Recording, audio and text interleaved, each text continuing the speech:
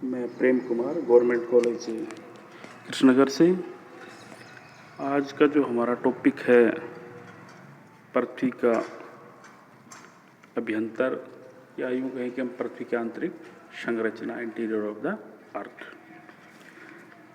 आप सभी जानते हैं कि पृथ्वी की जो आंतरिक संरचना है, उनके जो लक्षण हैं वो किस प्रकार के हैं, और मनुष्य पृथ्वी के अभ्यंतर का प्रत्यक्ष यानी कि डायरेक्ट जो है वो जानकारी नहीं ले सकता, प्राप्त नहीं कर सकते। हम क्यों नहीं कर सकते? क्योंकि पृथ्वी का जो अंदर का भाग है वो इतना गहरा है, यानी कि लगभग अगर हम उसके अर्धव्यास की बात करें तो 6371 किलोमीटर लगभग है। और पृथ्वी के इंटीरियर को डायरेक्ट अगर हम यूँ कहें कि अभी तक पृथ्वी को जो खोदा गया है या अंदर तक पहुंच पाए हैं, वो लगभग सब मिला के 12 किलोमीटर के आसपास बनता है। पृथ्वी के अभ्यंतर के विषय में अप्रत्यक्ष जो हमारे प्रमाण हैं वही हमें जानकारी देते हैं, जिसमें हम तापमान, घनत्व है, दबाव है, उल्कापिंड हैं, चंद्रमा और जो भूकंपीय तरंगे हैं उसके ऊपर आधारित है। पृथ्वी के अभ्यंतर में गहराई के साथ साथ 32 मीटर पर 1 डिग्री सेल्सियस तापमान बढ़ जाता है। तापमान में ये वृद्धि लगातार नहीं होती, यह वृद्धि दर अधिक गहराई के साथ घटने लगती है।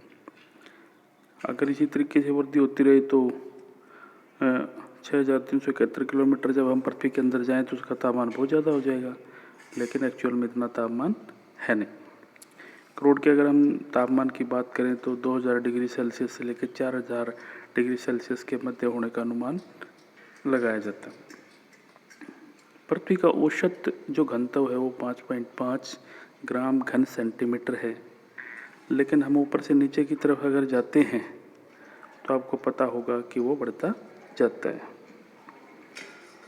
केंद्र की ओर जाने पर गहराई के साथ साथ घनत्व बढ़ता है। ऊपरी परतों के प्रभाव से या अभ्यंतर में भारी पदार्थों के कारण गहराई के साथ पृथ्वी के अभ्यंतर में दबाव बढ़ता जाता है, प्रेशर भी बढ़ता जाता है। उल्कापिंडों और पृथ्वी का निर्माण एक जैसे पदार्थों से हुआ होगा, ऐसा हम मानते हैं। पृथ्वी की गतियों और पृथ्वी से इसकी दूरी के आधार पर पृथ्वी का द्रव्यमान निश्चित किया गया है।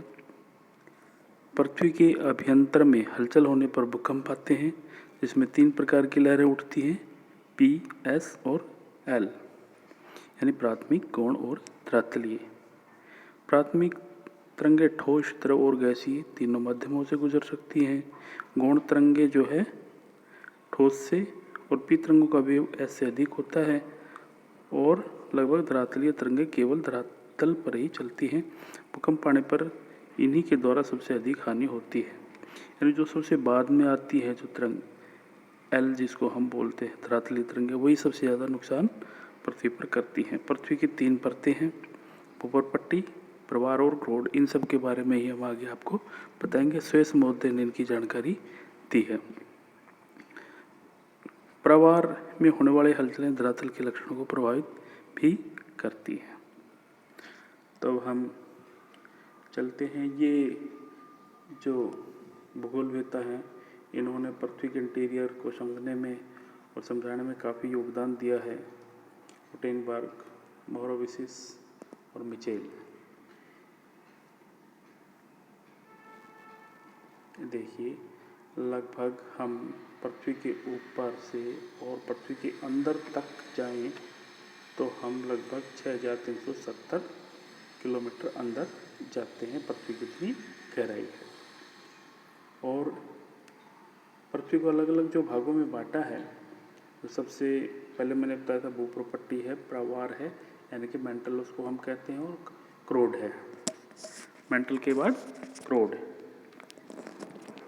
और देखिए, भूवैज्ञानिकों ने बहुत से स्रोतों की मदद से पृथ्वी के आंतरिक संरचना का अनुमान लगाया है। मैंने बताया था आपको कि प्राकृतिक स्रोत हैं और अप्राकृतिक स्रोत हैं। प्राकृतिक स्रोत कौन से होते हैं? जैसे कि ज्वालामुखी उद्गार, भूकंप विज्ञान जिसको हम सिस्मोलॉजी कहते हैं, उसके द्वारा भी हम पृथ्वी के इंटीरियर की काफ़ी जानकारी ले पाते हैं। दूसरा है अप्राकृतिक स्रोत, तो उसमें हम जैसे कि डेंसिटी है, प्रेशर है और टेम्परेचर है। डेंसिटी, प्रेशर और टेम्परेचर के माध्यम से हम पृथ्वी के इंटीरियर की जानकारी करने की कोशिश करते हैं। अच्छा, डेंसिटी है क्या? सबसे पहले हम ये जानने की कोशिश करते हैं। एक निश्चित एरिया में, निश्चित एरिया का मतलब पृथ्वी के ऊपर कहीं भी हम कोई निश्चित जो है निश्चित वॉल्यूम में, या यूँ कहें कि हम मान लो कि 1 सेंटीमीटर जगह है, उसकी ऊंचाई भी 1 सेंटीमीटर है, चौड़ाई भी 1 सेंटीमीटर है और लंबाई भी 1 सेंटीमीटर है, जिसको हम क्यूब बोलते हैं। उतनी जगह में कोई भी पृथ्वी के ऊपर जो पदार्थ हैं उनमें से कोई भी पदार्थ, मटेरियल जो है उसको लेते हैं। जैसे यहाँ हमने दिखा रखा है कि एक में क्यूब जो है उसमें रुई है और दूसरा वाला जो क्यूब है उसमें लोहे की बॉल है। अगर हम दोनों को देखेंगे तो पता लगेगा कि हमें एक ज़्यादा भारी है और एक हल्की है। तो जो भारी वाली है इसका मतलब उसकी डेंसिटी ज़्यादा है, तो ये डेंसिटी है। उसके बाद जैसे जैसे हम देखते हैं कि डेंसिटी बढ़ती है तो फिर पृथ्वी का प्रेशर, पृथ्वी के अंदर जाते हैं तो उसका प्रेशर भी बढ़ता जाता है। प्रेशर बढ़ता है तो निश्चित रूप से टेम्परेचर भी बढ़ता जाता है। तो इस हिसाब से देखो, वैज्ञानिकों ने देखा कि पृथ्वी के बाहरी सतह से आंतरिक सतह की ओर जाने पर घनत्व में वृद्धि होती है। हम सभी जानते हैं पृथ्वी के अंदर जाने पर डेंसिटी बढ़ रही है, मतलब प्रेशर भी बढ़ेगा। इससे पता चलता है कि पृथ्वी का आंतरिक भाग भारी वस्तुओं से बना है। पृथ्वी की सतह से आंतरिक भाग की ओर जाने पर प्रति 32 मीटर पर 1 डिग्री सेल्सियस जो है टेम्परेचर बढ़ जाता है, यानी कि टेम्परेचर भी बढ़ता है। उसके बाद अगर हम बात करें, सबसे ऊपर की पट्टी है जो भूपर पट्टी है, उसकी अगर हम बात करें तो हम देखेंगे सबसे ऊपर की बिल्कुल पतली या 50 से 100 किलोमीटर तक की जो पट्टी है, जिसको हम भूपर पट्टी कहते हैं, पृथ्वी के सबसे ऊपर की ठोस पपड़ी, उसको हम भूपर पट्टी कहते हैं। शेष महोदय ने इसके बारे में हमें बताया है कि सियाल प्लस सिल्क प्लस एल्युमिनियम से ये बनी हुई है, इसीलिए इसको हम श्याल परत भी कहते हैं, जो पृथ्वी के सबसे ऊपर की पपड़ी है। लगभग इसको बहुत से जो भूगोलवेत्ता हैं उन्होंने अलग अलग इसको बताया है। 70 किलोमीटर बताया, किसी ने 50 से 100 किलोमीटर बताया है, तो ये लगभग 50 से 100 के बीच में ही है। निश्चित नहीं है, कहीं पे इसकी मोटाई कम है तो कहीं पे ज़्यादा है। दूसरी जो हमारी जो जिसको हम बोलते हैं प्रावार या बोलते हैं मेंटल, वो हमारी परत आती है पृथ्वी के। जब हम अंदर जाते हैं तो दूसरी परत, शेष मुद्रण होता है मेंटल। क्रस्ट के निचले भाग को मेंटल कहा जाता है।